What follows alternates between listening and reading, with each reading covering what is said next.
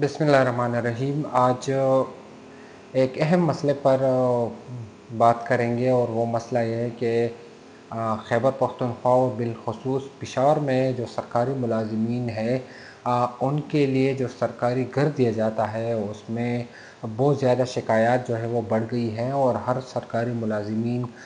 ये शिकायत कर रहा है कि स्टेट ऑफिस जो है आजकल काफ़ी ज़्यादा जो है वो जुल्म व जबर कर रहा है और नाइंसाफ़ी उनकी जानिब से जो है वो जारी है। नाइंसाफ़ी और जुल्म जबर इस तर्ज पर वो शिकवा कर रहे हैं सरकारी मुलाजिमीन के मेरिट जो है वो बिल्कुल नज़रअंदाज किया गया है और सिफारिश और पैसों से लेकर मुबैना तौर पर जो है वो अलाटमेंट की जा रही है।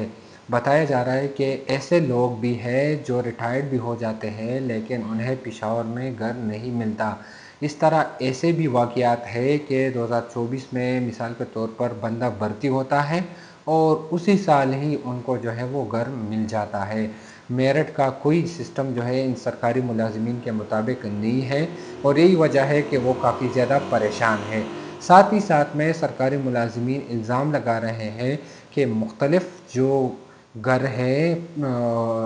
फ्लैट्स हैं और बंगलोज़ हैं, उनके लिए अलग अलग रेट जो है वो मुख्तस किया गया है। थोड़ा सा मैं आपको ये बताऊँ कि जो सरकारी मुलाजिमीन हैं उनके लिए खैबर पख्तूनख्वा हुकूमत ने जो है मुख्तलिफ़ मकामात में पेशावर में रिहाइश का बंदोबस्त किया है। सिविल क्वार्टर में है, इस तरह हैदराबाद फ़ेज़ 5 में है, गुलशन रहमान कॉलोनी क्वार्ट रोड पर एक रिहाइश का बंदोबस्त किया गया है जिसमें मुख्तलिफ़ तादाद में घर जो है वो बनाए गए हैं। इस तरह सिविल कॉलोनी वर्सिक है, इस तरह ओल्ड जमरोद रोड पर है जो कस्टम हाउस है पेशावर यानी यूनिवर्सिटी टाउन में, गन्नर लेन है और साहिबजादा अब्दुल कयूम जो है वो तो सेक्रेटरीज़ के लिए है। तो ये जो है वो इनके लिए बंदोबस्त किया गया है।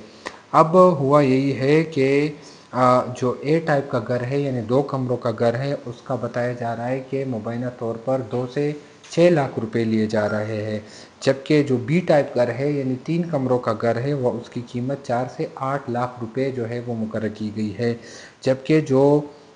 बंगलो है उसकी कीमत जो है वो ली जा रही है 8 से 10 लाख और 12 लाख रुपए तक जो है वो ली जा रही है। इस तरह एक कनाल जो है वो तो फिर ऑफिसर्स के लिए है, उसमें बताया जा रहा है कि अगर कुछ हो भी तो वो बहुत बड़े पैमाने का होगा, अदरवाइज़ उसमें काफ़ी ज़्यादा कम होता है। जो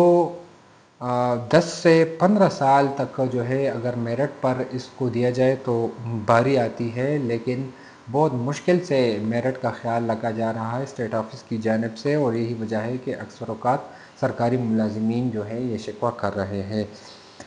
पेशावर में बताया जा रहा है कि 1000 से लेकर 1500 घर जो है मुख्तलिफ़ मकामात पर मौजूद है जो सरकारी मुलाजिमीन को दिए जाते हैं।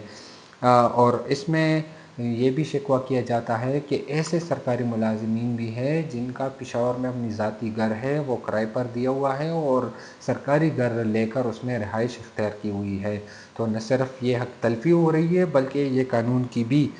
खिलाफ वर्जी है। कुछ मुलाजिमीन जो हैं ये भी कह रहे हैं कि अलाटमेंट पहले से की गई है, यानी 2027 और 28 में जिसकी बारी आनी है वो अलाटमेंट की गई है, लेकिन इस अलाटमेंट में बड़े पैमाने पर खुर्द-बुर्द हो जाता है और वो लोग आ जाते हैं जो सिफारशी होते हैं या फिर पैसों से काम लेते हैं तो उनकी बारी जल्दी आ जाती है, जबकि जो मेरिट पर होता है वो जो है नज़रअंदाज होता है। इसमें मुझे एक थोड़ा सा किस्सा भी एक अफ़सर ने सुनाया और वो अफ़सर जो है 17 ग्रेड का ऑफ़िसर है। वो उनकी तकरीबन 15 से 20 साल सर्विस है, उनको घर जो है वो नहीं मिल रहा। उनके नाम पर जो घर अलाट हुआ था उनको इसी साल यानी जून के महीने में मिलना था, लेकिन जब वो घर लेने के लिए गया तो उनको मालूम हुआ कि वो घर तो किसी और को अलाट हो चुका है और वो इस तरह सफाई के साथ अलाट हुआ है कि इनकी जो मंजूरी थी और वो कागज़ात तो उनके फ़ाइल से हटा दी गई है और जो नया भर्ती हुआ है जो 2024 में भर्ती होने वाला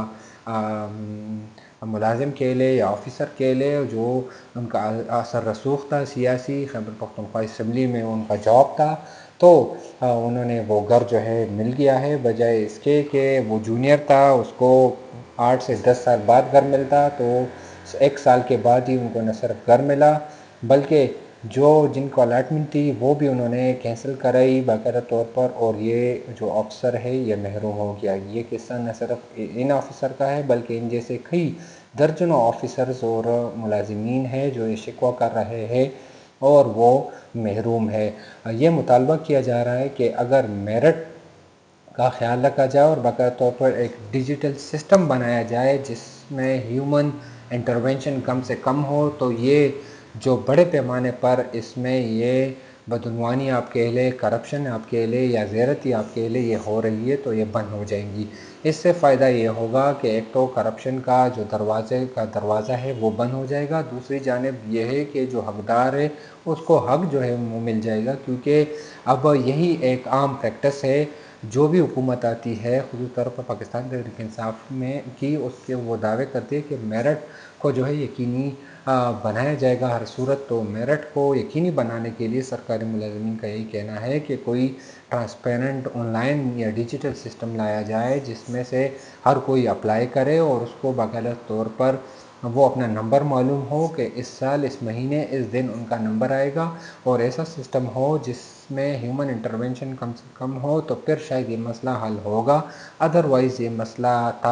ہے اور ہمیشہ کے لیے رہے گا جب تک اس میں ہیومن انٹرونشن ہے، اور حقدار محروم رہے گا، جبکہ جو پیسوں کا مدد لیتا ہے، جن کا جو پیسے کا استعمال کرتا ہے، سفارش کا استعمال کرتا ہے، تو ان کو جو ہے یہ سرکاری رہائش گاہ ملے گی اور جو حقدار ہے وہ محروم ہوتا رہے گا۔